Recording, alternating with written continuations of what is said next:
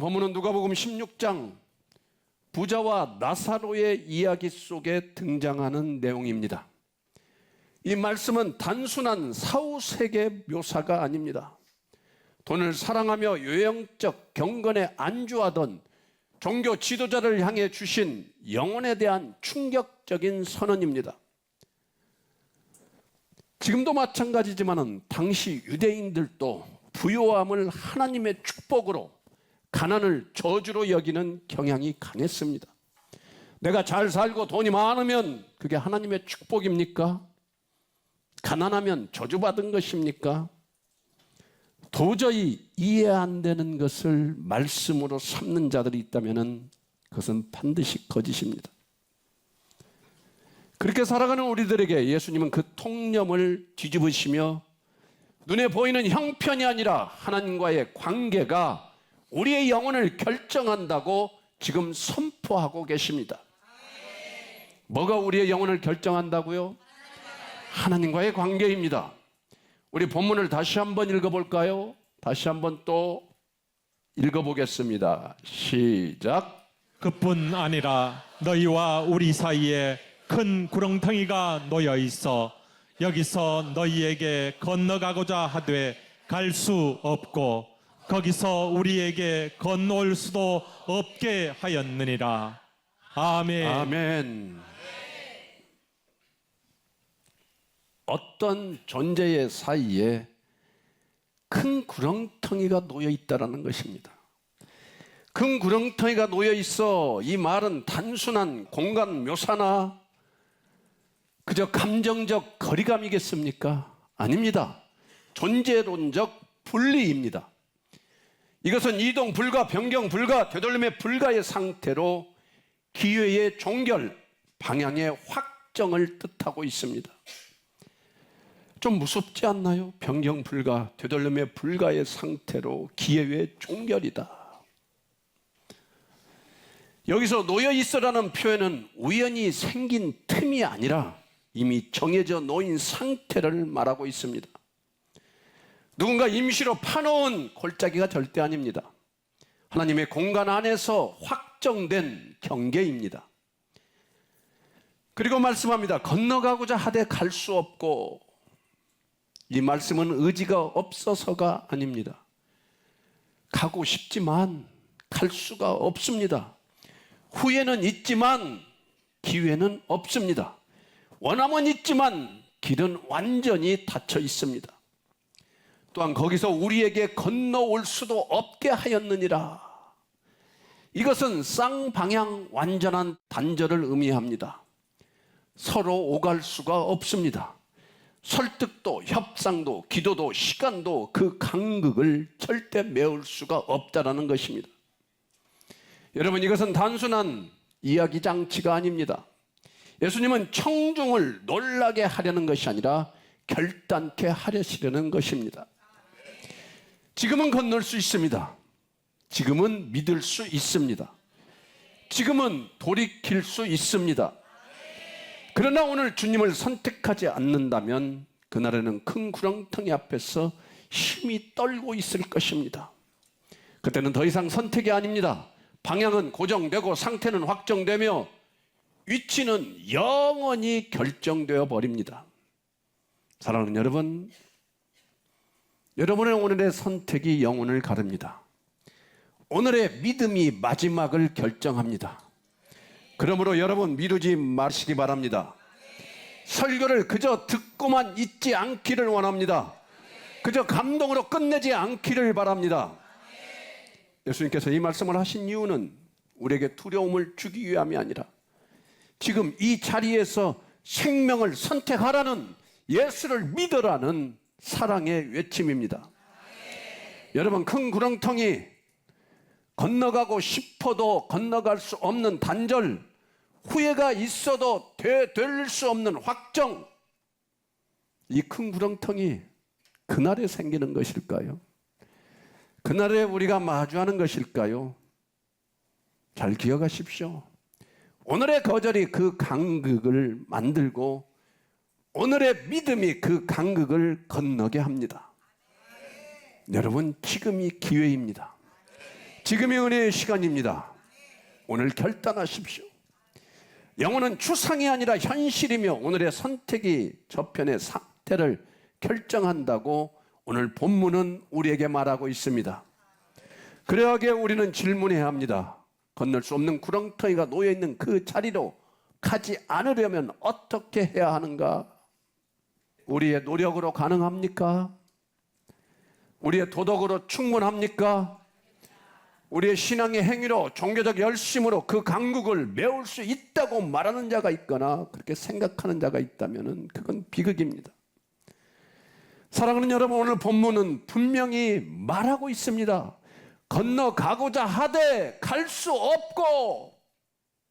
이 말이 무슨 의미인지 모르시겠습니까? 건너가고자 하되 갈 수 없다라는 것입니다. 의지가 없어서 못 가는 겁니까? 우리가 무능해서? 가고 싶지만 갈 수 없습니다. 이것이 죄 아래 놓인 우리 인간의 실존 이야기입니다. 우리는 스스로 그 간극을 건널 수 없는 존재임을 알아야 합니다. 오늘 본문 누가복음 16장에서 선언된 큰 구렁텅이는 단순한 비유적 장치가 아니라 죄로 인해 하나님과 단절된 인간의 상태를 드러내는 영적 실제입니다. 구애도 선행도 종교적 열심도 그 간극을 메우지 못합니다. 그렇다면 소망은 어디에 있습니까? 복음은 바로 여기에서 시작됩니다. 우리가 건너지 못하는 그 간극을 예수 그리스도께서 우리 대신 친히 건너 오셨다는 사실입니다. 그의 피가 그 간극을 메웠다는 것입니다. 십자가가 단절의 자리에 세워졌다는 것입니다. 사랑하는 여러분, 인간의 상태를 성경은 더욱 단호하게 말합니다. 로마서 3장 23절 우리 다 함께 한번 읽어보겠습니다. 시작. 모든 사람이 죄를 범하였음에 하나님의 영광에 이르지 못하더니. 아멘. 아멘. 모든 사람이 예외가 전혀 없습니다.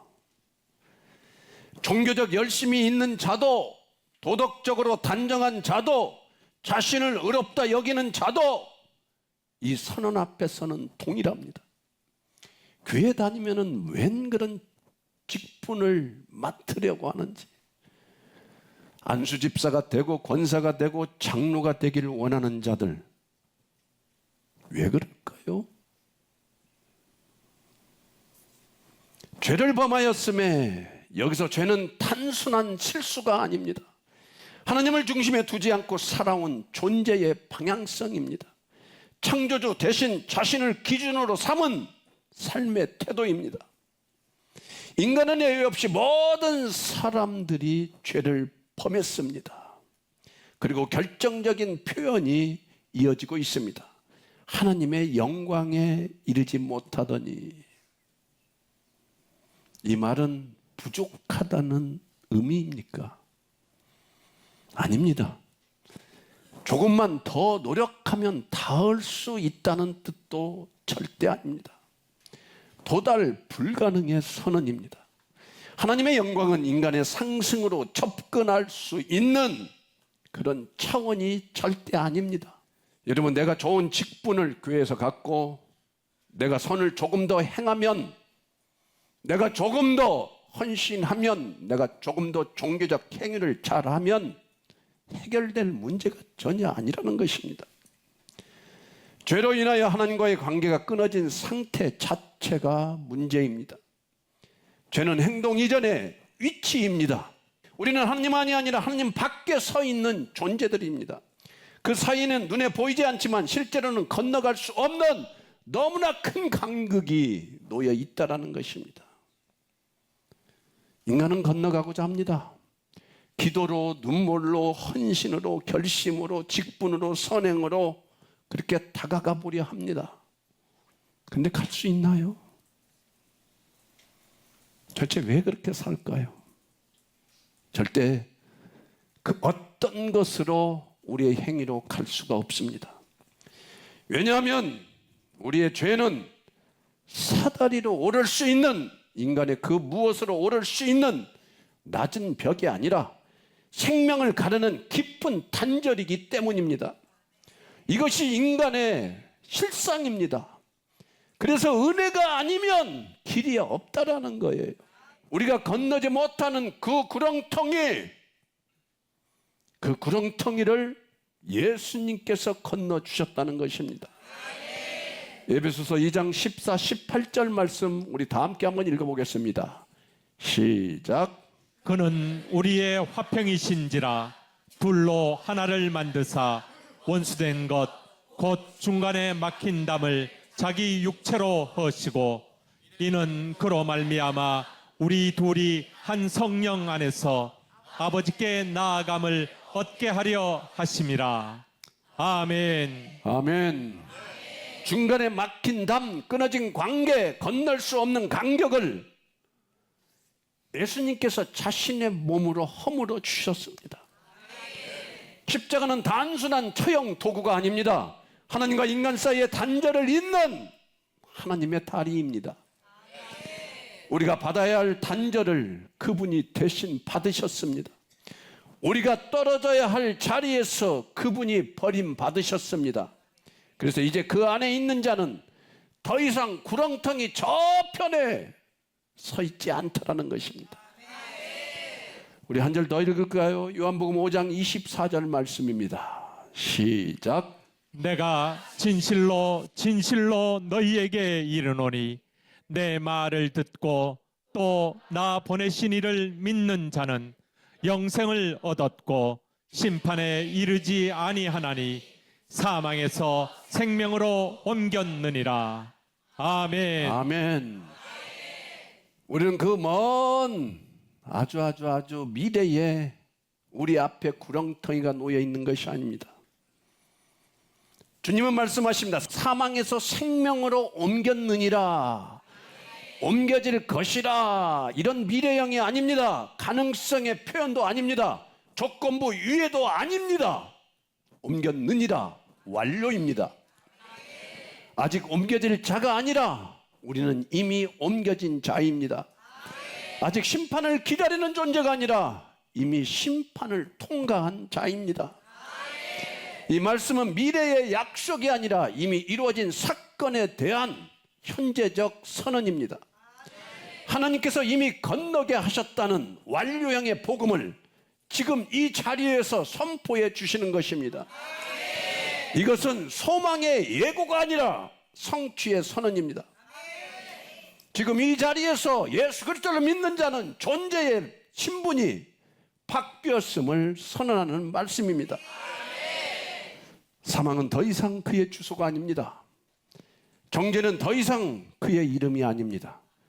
두려움은 더 이상 그의 운명이 아닙니다. 예수 그리스도를 믿고 예수 그리스도의 안에 있는 자는 사망에서 생명으로, 단절에서 화목으로, 원수됨에서 아들됨으로, 어둠의 권세에서 하나님의 나라로 이미 옮겨진 자입니다. 이 말씀은 단순히 감정의 위로나 미래 천국의 보장을 말하는 것이 아니라 존재의 자리와 신분이 바뀌었음을 선언하는 복음입니다. 우리는 여전히 이 땅을 걷고 있지만 영적 실제는 이미 저편 속에 속해 있습니다. 그래서 믿음은 기다림이 아니라 이미 이루어진 사실 위에 서 있는 것입니다. 주님은 우리를 건너가게 하실 것이다 라고 말하지 않으셨습니다. 건너왔다고 하셨습니다. 이 선언이 복음입니다. 그리고 이 복음 안에 있는 자는 오늘 또 사망의 그림자 속에 살아가고 있지 않습니다. 그는 이미 생명에 속한 자입니다. 이것이 복음입니다. 우리가 올라가는 길이 아니라 하나님이 내려오신 사건입니다. 그러므로 묻습니다. 여러분은 어디에 서 계십니까? 혹시 자기 의에 기대어 서 있으며 자기의 생각에, 자기의 판단에, 자기의 기준에 서 있지는 않습니까? 아니면 십자가 위에 세워진 다리 위에 서 계시고 있습니까? 우리 삶에 건널 수 없는 구렁텅이는 여전히 존재하고 있습니다. 그러나 예수 그리스도 안에는 길이 열려 있습니다. 오늘 그분을 믿으시기를 바랍니다. 오늘 그 예수 그리스도의 십자가의 사랑을 붙드시기를 바랍니다. 그 안에서만 우리는 그 큰 구렁텅이를 건너갈 수 있습니다. 예수님은 이 구렁텅이를 십자가로 건너셨습니다. 하나님과 인간 사이에 그 넘을 수 없는 간극을 예수 그리스도의 몸으로 메우셨습니다. 구원이란 건널 수 없는 큰 구렁텅이 앞에 선 죄인이 자기 힘으로는 한 걸음도 나아갈 수 없음을 인정하는 자리에서 예수 그리스도의 십자가로 말미암아 사망의 영역에서 생명의 영역으로 옮겨지는 하나님의 주권적인 은혜입니다. 구원이란 형별을 면하는 소극적 면죄가 아니라 단절된 관계가 회복되고 잃어버린 생명이 다시 연결되며 하나님의 의가 전가되어 존재의 신분이 근본적으로 변화되는 사건입니다. 구원이란 시간 속에서 조금씩 개선되는 도덕적 진보가 아니라 십자가에서 단번에 성취된 그리스도의 사역에 믿음으로 참여하는 것입니다. 구원이란 죽음 이후 안정장치를 확보하는 그런 것이 아닙니다. 이미 사망 아래 놓인 존재가 그리스도 안에서 생명의 통치 아래로 옮겨지는 존재론적 이동입니다. 그러므로 오늘 설교가 우리에게 선포하는 진리는 이것입니다. 구원이란 건널 수 없는 큰 구렁텅이의 간극을 넘어 하나님과 다시 연결되게 하시는 오직 예수 그리스도의 십자가의 은혜로 나의 노력의 결과가 아니라 오직 예수 그리스도의 핏값으로 주어진 선물이며 하나님의 생명 안으로 옮기시는 절대적이고도 완전한 복음의 은혜입니다. 사랑하는 여러분, 오늘 말씀 속에서 우리는 단순히 건널 수 없는 간극을 보지 않습니다. 그 간극 앞에 서 있는 우리를 바라보시는 하나님의 마음을 바라보시기를 바랍니다. 큰 구렁텅이는 공의의 선언이지만 그 말씀을 미리 들려주시는 것은 사랑의 초청입니다. 모른 채 멸망하도록 내버려 두지 않으시고 알고 돌아오도록 말씀하시는 아버지의 사랑의 마음입니다. 성경은 이렇게 증언합니다. 에스겔 18장 23절 말씀입니다. 시작. 주 여호와의 말씀이니라. 내가 어찌 악인이 죽는 것을 조금인들 기뻐하랴. 그가 돌이켜 그 길에서 떠나 사는 것을 어찌 기뻐하지 아니하겠느냐. 아멘. 내가 어찌 악인이 죽는 것을 조금인들 기뻐하랴. 우리가 죄 가운데 스스로 길을 우리가 끊어버렸지만 아버지는 우리를 끊지 않으셨습니다. 우리가 등을 돌렸지만 아버지는 그의 시선을 거두지 않으셨습니다. 그래서 아들을 보내셨습니다. 정죄를 쏟기 위함이 아니라 그 정죄를 대신 지게 하시기 위해서 독생자 아들 예수 그리스도를 우리에게 보내주셨습니다. 하나님의 마음은 심판 이전의 구원입니다. 단절 이전의 회복입니다. 오늘도 그 마음은 동일합니다. 지금 돌아오라. 내가 너를 구원하겠다. 이 사랑 앞에 지체하지 않기를 바랍니다. 아버지의 품은 아직 닫히지 않았습니다. 믿음의 성도란 건널 수 없는 큰 구렁텅이가 실제함을 알고도 두려움에 붙들린 사람이 아니라 그 간극을 십자가로 건너오신 예수 그리스도를 전심으로 의지하는 사람입니다. 믿음의 성도란 자기의 의와 경건으로 하나님께 도달하려는 종교인이 절대 아닙니다. 자기 힘으로는 한 걸음도 나아갈 수 없음을 인정하고 오직 예수 그리스도의 공로만을 붙드는 사람입니다. 여러분은 종교인입니까? 교회에서 봉사하고 헌신하고 인간적인 이야기 나누고 여러분들의 기분을 맞추는 그런 종교인입니까? 아니면 오직 그리스도 그 공로만을 인정하며 그리스도만을 붙들기를 원하는 믿음의 사람입니까? 믿음의 성도란 구원이 개념이 아니라 실제임을 아는 사람입니다. 정죄에서 의로, 사망에서 생명으로 옮겨졌다는 이 하나님의 말씀을 믿고 그 신분에 합당하게 살아가는 사람입니다. 믿음의 성도란 오늘의 선택이 영혼을 가른다는 사실을 너무나 잘 알기에 미루지 않고 결단하는 사람입니다. 듣고 감동하는 데서 멈추지 않고 믿고 순종으로 나아가는 사람들입니다. 그러므로 믿음의 성도란 구렁텅이 앞에서 흔들리지 않고 예수 그리스도만이 길이심을 고백하며 그 길 위에 자신의 전 존재를 올려놓는 사람입니다. 존경하고 사랑하는 여러분, 우리는 큰 구렁텅이 이야기를 하면서도 정작 우리 마음 안에 이미 벌어져 있는 그 큰 구렁텅이 그 간극을 보지 않으려고 합니다. 비극입니다. 왜 그럴까요? 하나님 따위는 관심이 없습니다. 믿음 따위, 예수 믿으라는 거, 십자가의 사랑, 여러분 관심 있습니까? 내 판단을, 내 생각을 더 신뢰하는 여러분의 마음, 말씀보다 내 감정을 더 옳다 여겼던 시간, 회개를 미루며 아직 나는 괜찮다고 스스로를 속였던 그 태도, 그 모든 것이 하나님과 나 사이를 벌려온 죄의 흔적입니다. 회개는 눈물의 양이 아닙니다. 회개는 감정도 분위기도 절대 아닙니다. 회개는 죄를 가볍게 여겼던 그 태도를 버리고 하나님 앞에 자신을 정직하게 인정하는 자리입니다. 여러분, 우리는 죄를 지었을 뿐 아니라 나의 그 더러운 죄를 합리화시킨 더 큰 죄를 바라보시기를 바랍니다. 돌아서지 않은 채 신앙의 언어로 자신을 포장해 온 우리의 죄악을 바라봐야 합니다. 이제 멈추시기를 바랍니다. 핑계를 내려놓으십시오.